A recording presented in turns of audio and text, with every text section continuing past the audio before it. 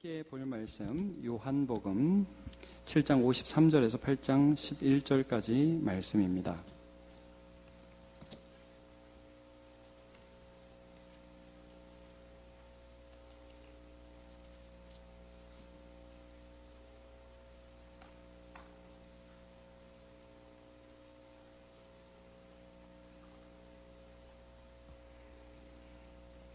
요한복음 7장 53절부터 8장 11절까지 한 절씩 교독하겠습니다. 다 각각 집으로 돌아가고 예수는 감람산으로 가시니라. 아침에 다시 성전으로 돌아오시니 백성이 다 나오는지라 앉으사 그들을 가르치시더니 서기관들과 바리새인들이 음행 중에 잡힌 여자를 끌고 와서 가운데 세우고 예수께 말하되 선생이여 이 여자가 간음하다가 현장에서 잡혔나이다. 모세는 율법에 이러한 여자를 돌로 치라 명하였거니와 선생은 어떻게 말하겠나이까? 그들이 이렇게 말함은 고발할 조건을 얻고자 하여 예수를 시험함이러라. 예수께서 몸을 굽히사 손가락으로 땅에 쓰시니 그들이 묻기를 맞이 아니하는지라. 이에 일어나 이르시되 너희 중에 죄 없는 자가 먼저 돌로 치라 하시고 다시 몸을 굽혀 손가락으로 땅에 쓰시니 그들이 이 말씀을 듣고 양심의 가책을 느껴 어른으로 시작하여 젊은이까지 하나씩 나가고 오직 예수와 그 가운데 서는 여자만 남았더라. 예수께서 일어나사 여자 외에 아무도 없는 것을 보시고 이르시되 여자여 너를 고발하던 그들이 어디 있느냐? 너를 정죄한 자가 없느냐? 대답하되 주여 없나이다. 예수께서 이르시되 나도 너를 정죄하지 아니하노니 가서 다시는 죄를 범하지 말라 하시니라. 아멘. 네, 오늘 정죄와 용서라는 제목으로 말씀을 나눕니다. 먼저 오늘 본문을 설교하기 전에 여러분 오늘 본문을 보시면 이 본문 읽은 부분이 괄호로 쳐 있는 것을 볼 수가 있으실 겁니다. 이제 이게 어떤 부분이냐면 요한복음 초기 사본에는 오늘 읽었던 이 본문의 내용이 없습니다. 어떤 사본에는 있고 어떤 사본에는 있습니다. 그래서 아마도 요한이 처음 성경을 기록할 때에 이 부분은 기록되어 있지 않았던 것 같습니다. 그런데 후대에 요한이 다시 기록을 해서 집어넣었는지 혹은 다른 사도들에 의해서 이 부분이 첨가되었는지는 분명하지 않습니다만 또 일부 사본에는 이 부분이 들어있습니다. 그러나 전체적인 이 문맥으로 볼 때 지금 율법에 대한 논쟁을 함에 있어서 이 사건이 보여주는 의미는 굉장히 크다고 할 수 있습니다. 오늘 성경의 문맥 하에서 이 부분을 좀 살펴보기를 원합니다. 그러면 어떤 문맥에서 이 사건이 나오고 있느냐 하면 이것입니다. 지금 예수님이 유대인들에게 계속해서 공격받는 이유는 사실 율법 때문입니다. 율법을 지키지 않는다. 안식일을 지키지 않는다라는 이유로 예수님은 하나님의 아들일 리가 없어. 그리고 또 율법에 기록된 대로 베들레헴에서 태어난 분도 아니고 저 갈릴리 초원 출신이잖아 라고 그들은 생각하고 있었죠. 그런데 정말 예수님이 율법을 그럼 안 지키는 그런 존재이냐? 이게 아니라는 걸 오늘 본문이 보여주고 있는 것입니다. 율법을 완성한 분이라는 것을 보여주고 있습니다. 자, 오늘 우리가 7장 마지막 부분을 사실 제가 다루지 않고 8장으로 왔습니다. 7장 마지막 부분이 좀 많이 반복되는 부분이 있어서. 근데 거기에도 이런 내용이 있어요. 뭐냐 하면 7장 마지막에 또 이제 사람들이 예수님께 가고 그러니까 대제사장들과 바리새인들과 이런 집권자들이 특별히 사내들인 공회의 어떤 유대인 지도자들이 예수님을 잡아오라고 아랫사람을 시켜요. 근데 이 아랫사람들이 가가지고 예수님 설교 듣고 은혜 받습니다. 그게 7장 마지막에 나와 있어요. 그래가지고 잡으러 간 사람들이 은혜 받고 와가지고 그렇게 말하는 사람 본 적이 없는데요? 이렇게 대답을 하는 장면이 7장 마지막에 나와요. 그때 이 유대인 지도자들, 특별히 바리새인들이 그 아랫사람들, 임무를 수행하지 않은 아랫사람들한테 하면서 화를 내면서 이런 말을 합니다. 7장 49절에 여기 보면 율법을 알지 못하는 이 무리는 저주를 받은 자로다. 야, 너 예수가 율법을 지키는 줄 알아? 나는 율법을 알아. 이런 말을 한 거예요. 근데 여러분 우리가 다시 한번 이 말씀을 기억합시다. 예수님은 율법의 참된 실체로서 오셨다는 걸 요한복음이 계속 강조하죠. 요한복음 1장 17절 여러분 기억하십니까? 율법은 모세로 말미암아 주어진 것이요 은혜와 진리는 예수 그리스도로 말미암아 온 것이라. 그러니까 안식일을 지킨다는 참된 의미의 실체, 하나님이 우리를 지켜주시고 오늘도 하나님이 일하시기 때문에 나는 쉴 수 있습니다 라는 고백, 이 고백을 할 수 있는 실체이신 예수님이 오셨는데 안식일을 할 병을 고쳐 이렇게 그들이 예수님을 고소하고 예수님을 미워하잖아요. 율법의 참된 의미는 예수님을 통해서 이루어진다는 것을 오늘 본문이 말씀하세요. 자, 마태복음 5장에도 이런 말씀이 있죠. 내가 율법이나 선지자를 폐하러 온 줄로 생각하지 마라. 폐하러 온 것이 아니라 어떻게 하려고요? 완전하게 하려 함이라. 예수님은 이들이 생각하는 율법 지키는 방식이 잘못되었고 정말 하나님의 뜻대로 율법 지키는 게 무엇인지를 보여주고 있는 것을 오늘 이 사건을 통해서 분명하게 보여주고 있습니다. 오늘 본문의 사건 아까 읽으셨는데 여러분 파악하셨는지 모르겠는데 이거는 예수 안 믿는 사람들도 한두 번은 들어본 그런 스토리입니다. 자, 가늠하다가 현장에서 잡혀온 여인 막 돌로 쳐 죽이려고 그러는데 예수님이 너희 중에 먼저 죄가 없는 자가 먼저 돌로 치라. 그러니까 사람들이 다 갔다. 뭐 이런 얘기 세상 사람들도 한두 번은 들어봤죠. 자, 오늘 그 본문의 내용들을 하고 있습니다. 자, 그러면 그들은 어떻게 예수님을 고소하고 있는지요? 오늘 본문의 3절, 4절, 5절을 보면요. 예수님이 한참 말씀을 전하고 있을 때 웅성웅성하면서 사람들이 음행 죽인 잡힌 여자를 끌고 그 가운데로 옵니다. 3절에 그렇게 끌고 오죠. 4절 예수께 말하되 선생이여 이 여자가 간음하다가, 여러분 간음이라는 것은 정혼 상태에 있는 남자 여자 혹은 결혼 관계 안에 있는 남자 여자가 다른 대상과 성적인 관계를 가지는 것을 간음이라고 합니다. 모세의 율법에는, 하나님의 법에는 그런 자들을 그렇게 하지 말라고 말씀하셨고 발견되면 죽이라고 말씀하거든요. 자, 예수께 말하되 선생이여 이 여자가 간음하다가 현장에서 잡혔나이다. 아마 그 남자는 현장에서 죽었을지도 몰라요. 여자만 끌고 왔습니다. 되게 잔인하죠. 자, 5절 모세는 율법에, 다시 한번 율법을 말씀합니다. 모세는 이 법에 이러한 여자를 돌로 쳐 죽이라고 명령을 하였거니와 선생님은 이런 여자 보고 도대체 어떻게 하라고 말씀하시겠습니까? 당돌하게 묻죠. 참 어떻게 보면 이 사람들의 논리가 맞습니다. 이 마음 안에 어떤 마음이 있는 거예요? 예수, 죄인의 친구, 창기와 세리와 사회적인 약자들을 품에 안으면서 같이 식사하고 잔치하고 대중적인 인기를 구가하는 너 사실은 네가 하나님의 법을 어기고 있는 거야 라고 하면서 예수님을 고소하고 있는 그들의 심리가 여러분 느껴지시죠? 안 느껴집니까? 여러분 이게 당하는 예수님, 그런 그들의 마음이 보이는 예수님 참 씁쓸하셨을 것 같아요. 자, 여러분 율법에 대해서 간단하게 다시 한번 생각합니다. 간음하지 말라라는 율법을 주시고 간음하다가 현장에서 잡히면 쳐 죽이라는 하나님의 마음은 쳐 죽이는 데 목적이 있는 것이 사실은 아니라 한 사람 남녀가 신실하게 서로를 사랑하며 하나님을 신실하게 사랑하는 그 사랑이 가정에서 나타나기를 바라는 하나님의 마음이 있죠. 거기 율법이 잡아 죽이는 게 목적이 아니죠. 그렇죠?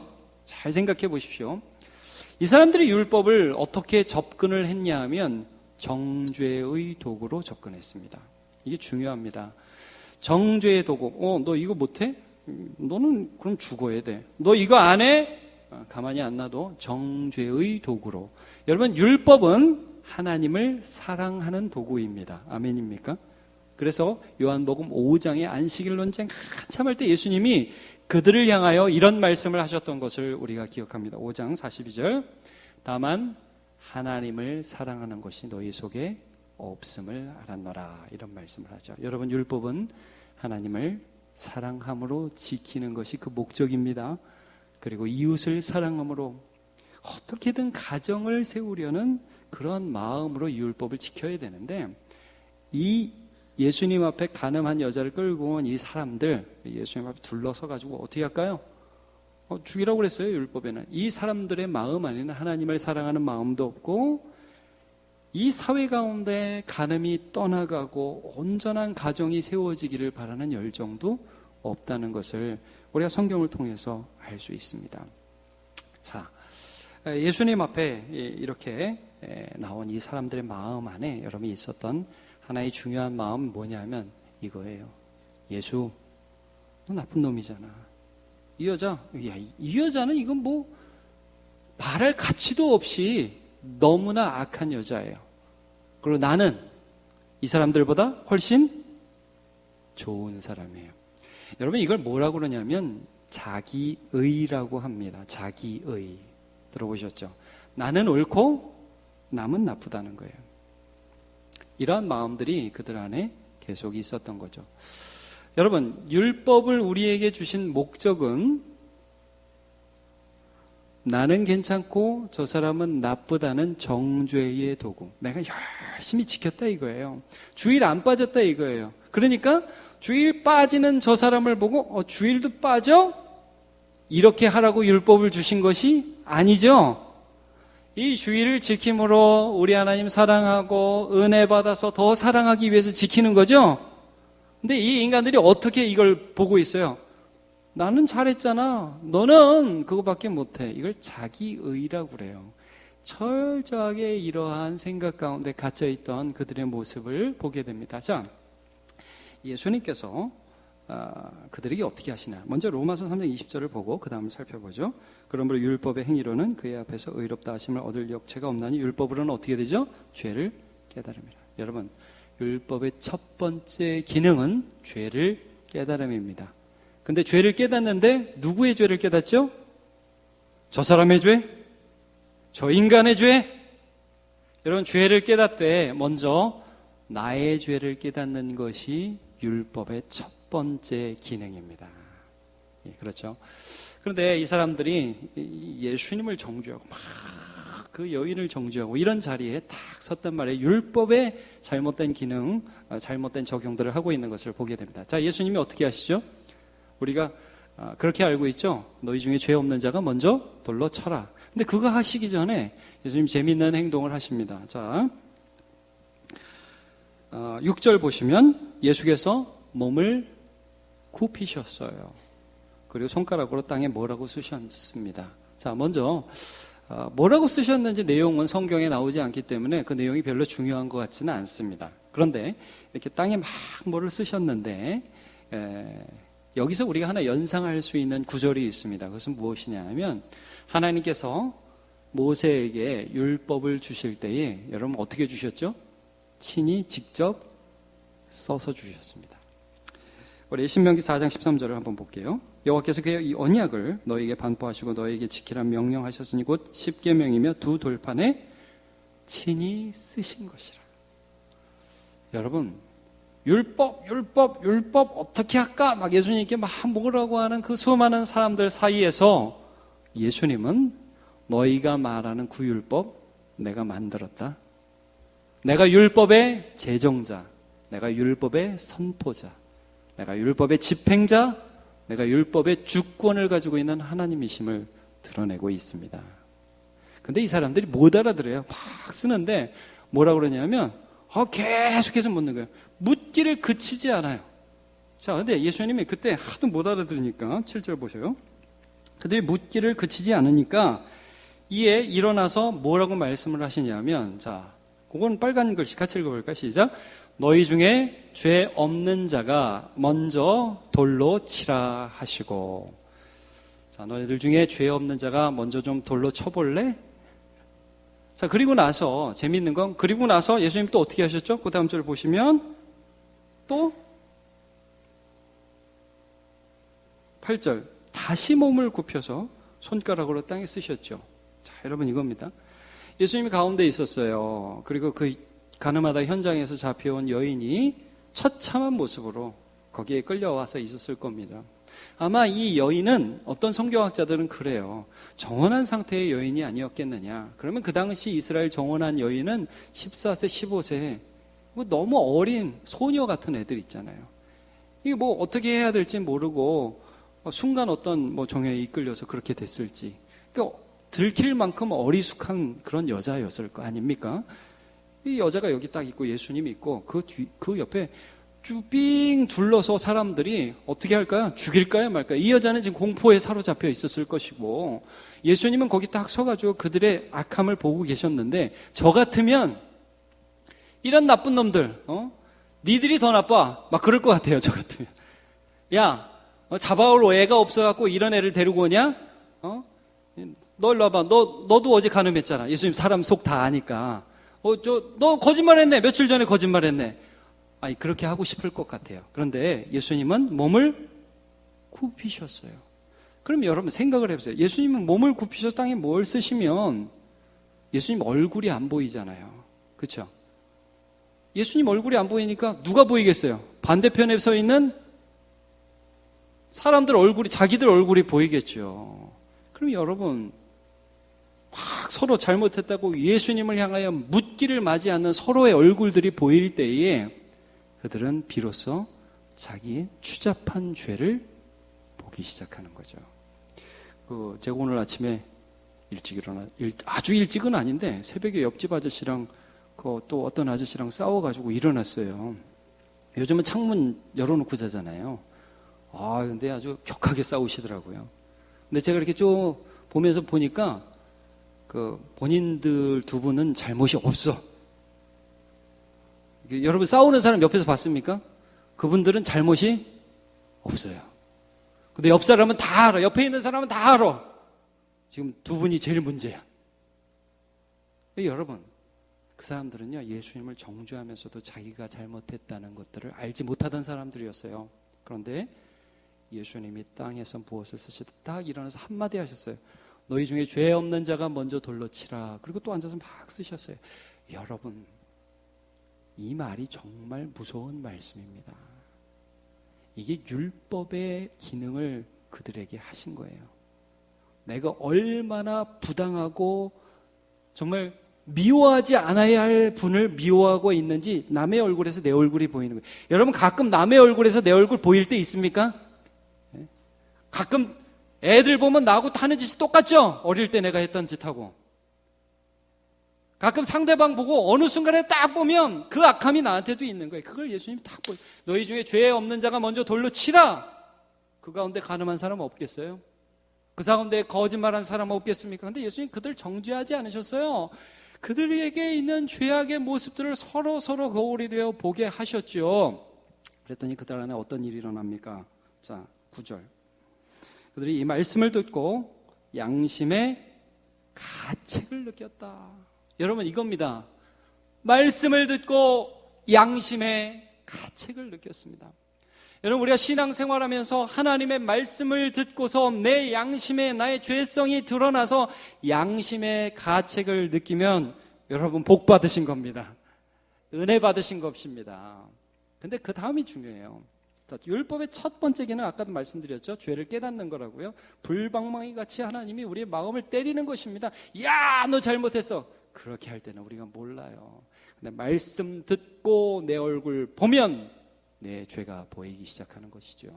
그 다음이 중요해요. 어른으로 시작해요. 그러니까 어른들은 인생 살아보니까 사람이 죄인이라는 걸 아는 거예요.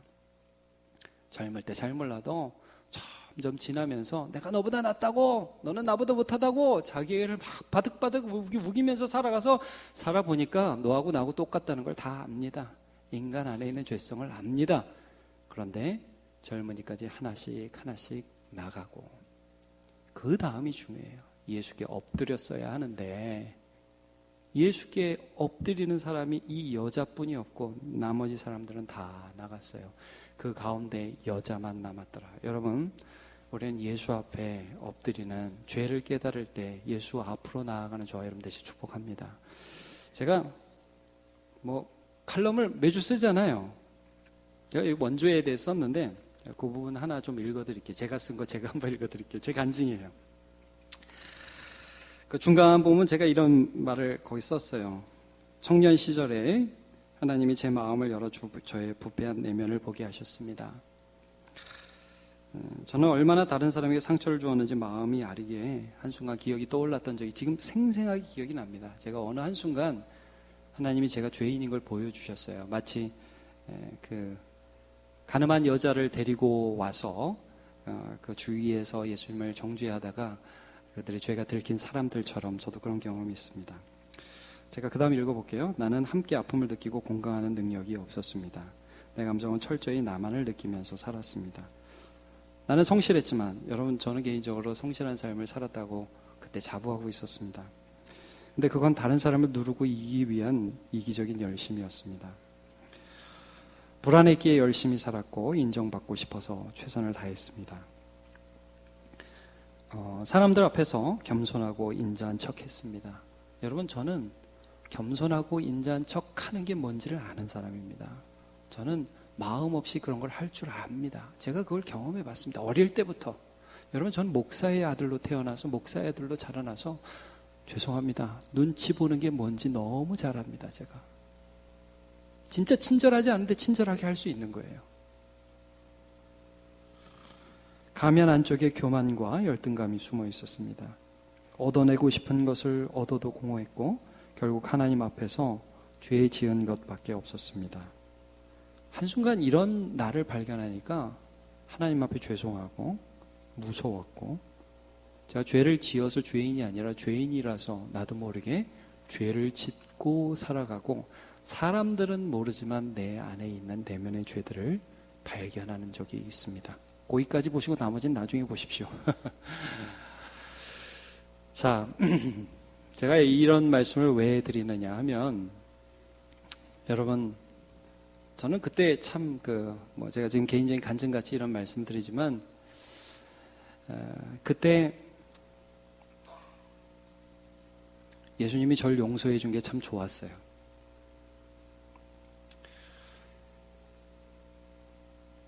사실 저만 몰랐지 어떻게 보면 옆에 있는 사람 보도 알 수 있었을 거거든요. 근데 예수님이 이런 나를 용서해 준다는 게 참 좋았어요. 그리고 예수님 따라 살고 싶었어요. 예수님 앞에 무릎 꿇도록 하나님이 도와주셨어요. 사랑하는 우리 남문교회 성도 여러분, 우리가 말씀 앞에 죄인임이 드러날 때 그때가 바로 예수 그리스도 앞에 엎드릴 때라는 것을 잊지 않으시기를 축복합니다. 네, 그때 예수 앞에 엎드십시오. 갈라디아서 3장 24절을 보면 이런 말씀이 있습니다. 이같이 율법이 우리를 누구에게로요? 그리스도께로 인도하는 초등교사가 되어. 여러분 율법은 죄를 깨닫게 합니다. 그리고 율법은 우리를 예수 그리스도께로 인도합니다. 이 사람들 예수님을 정죄하려고 모였던 그들은 죄를 깨닫는 데까지 가고 예수 그리스도 앞으로 인도되지 못하였기 때문에 실패자입니다. 성경에 얼마나 많은 사람들이 죄를 깨닫고 그 다음에 객기를 부리고 예수를 떠나는지 모릅니다. 가룟 유다는 죄를 깨달았습니다. 자기가 예수를 판 것이 얼마나 큰 죄인지 깨달았습니다. 그런데 그는 예수를 등지고 뒤돌아가서 자기 목을 메고 죽었습니다. 이게 얼마나 안타까운 일이에요. 여러분 예수 그리스도 앞에 내가 죄인인 것을 깨닫는 자, 그 자는 예수 앞에 나오면 예수님은 우리를 용서해 주십니다. 용서받은 자로 산다는 게 얼마나 감사한지요. 자, 이제 그 여인과 예수님만 남았는데 예수님이 하신 이 말씀 11절의 이 말씀은 복음이 여기 다 담겼다 해도 과언이 아닙니다. 자, 여러분 대답하되 주여 없나이다. 예수님 어디 있냐고. 너 정죄하던 사람. 여러분 너 정죄하던 사람 어디 있냐? 없습니다. 이 말은 이겁니다. 너를 정죄하던 율법이 어디 있느냐? 예수님, 저를 정죄하던 율법은 이제 없습니다. 사랑하는 남북교회 성도 여러분, 우리가 예수 믿었습니다. 이제 정죄가 뭔지 아십니까 여러분? 너 심판받는다. 너 지옥 간다. 너는 죄 지었기 때문에 하나님의 아들에서 잘린다. 이게 정죄입니다. 여러분 예수 그리스도 안에 있는 자에게는 결코 정죄함이 없습니다. 이게 복음이에요. 나도 너를 정죄하지 아니하노니. 여러분 이게 복음입니다. 이게 복음. 다른 말로 하면 이게 뭐냐 하면 예수 공로로 의롭다 하심을 얻은 것입니다. 칭의 들어보세요. 칭의 여러분, 이게 믿어지십니까? 우리 의롭지 않죠?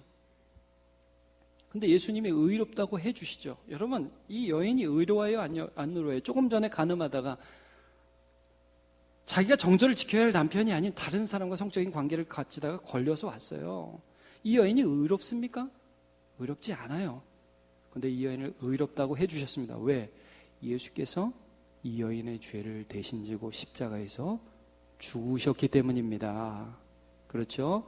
로마서 3장 23절, 모든 사람이 죄를 범하였으며 하나님의 영광에 이르지 못하더니 25절, 이 예수를 하나님이 그의 피로써 믿음으로 말미암는 화목제물로 세우셨으니.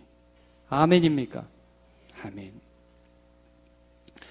로마서 8장 1절과 2절은 우리에게 너무나 유익하고 오늘 본문을 잘 해석해주는 그런 구절입니다. 그러므로 이제 그리스도 예수 안에 있는 자에게는 결코 정죄함이 없나니. 여러분, 이게 좀 전에 두 가지 예수님 말씀하셨죠. 이 말씀 여러분 기억하세요? 나도 너를 정죄하지 않노니. 그 다음 두 번째는 뭐죠? 가서 다시는 죄를 범하지 말라. 한번 따라해보세요. 나도 너를 정죄하지 않노니. 가서 다시는 죄를 범하지 말라. 나도 너를 정죄하지 않노니가 그것이 로마서 8장 1절입니다. 그러므로 이제 그리스도 예수 안에 있는 자는 결코 정죄함이 없나니. 십자가에서 예수님이 정죄를 당하셨기 때문에 우리는 정죄받지 않습니다. 여러분, 이거 기억하십시오. PPT 내려봐요. 내가 2절 가기 전에 이 말을 좀 해야겠어요. 여러분, 예수 믿는데 정죄의 율법에 매여서 예수 믿는 사람이 있습니다. 이게 뭡니까? 오늘 다리가, 제가 일부에 보니까 우리 교회 다리 부러지신 분도 많고, 아니, 우리 김동호 지사님은 목 디스크 수술을 했고, 이거 또 뭐, 새끼손가락 부러지신 분도 계시고, 알레르기 나는 분도 있고, 별의별 분들이 다 있어요. 여러분, 그럴 때 혹시 이런 생각, 아이고, 하나님이 어떻게 또 내가 어제 거짓말을 한 걸 알고 새끼손가락을 부러뜨리시네.